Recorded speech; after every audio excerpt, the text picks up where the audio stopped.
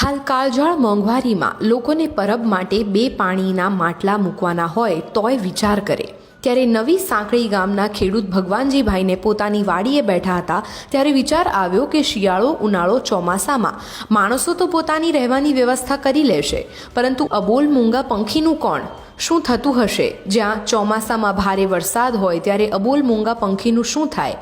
તેવો વિચાર કરતા તેમને થયું કે મારે આ મૂંગા અબોલ પંખીઓ માટે કંઈક કરવું જોઈએ, જેથી તેમણે પંખીના ઘર માટે વાડીએ બેઠા બેઠા પોતાની કોઠા સૂઝ મુજબ આકર્ષક ડિઝાઇન બનાવી તેમનો ખર્ચ ગણતા 20 લાખ જેટલો ખર્ચ ગણ્યો અને ધીરે ધીરે કોઈ પણ પાસે એક પણ રૂપિયો લીધા વગર પંખીના રહેવા માટે પંખી ઘર બનાવવાનું શરૂ કર્યું, જેમાં તેમણે 2500 પાકા માટલા બનાવડાવી માટલા પણ પાકા કે જે ક્યારેય તૂટે નહીં તેવા માટલા બનાવી અને પંચાયત દ્વારા આપેલ પ્લોટમાં પોતાની કોઠા સૂઝ મુજબ કામ આગળ વધાર્યું, જેમાં અસલ ગેલ્વેનાઇઝના બોરના પાઇપથી ગોળ આકારની માટલા રાખવાની બાઉન્ડ્રી બનાવી, જેમાં માટલા બાંધવા માટે સ્ટીલનો વાળોનો ઉપયોગ કર્યો જે ક્યારેય તૂટે નહીં, અને ચોમાસા દરમિયાન જો વીજળી પડે તો તે માટે પણ ખાસ વીજળી તાર બનાવ્યા જેથી અંદર બેઠેલા પંખીને કંઈ થાય નહીં।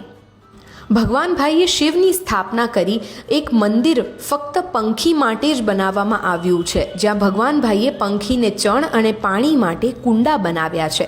આ બધું બનાવવામાં તેમણે ₹20 લાખનો ખર્ચ કર્યો। તેમના જણાવ્યા અનુસાર માણસ તો પોતાનું બધું કરી લેશે, પણ આ અબોલ પંખી માટે લોકો ગામે ગામ આ રીતના પંખી ઘર બનાવે તો ઘણું સારું કહેવાય।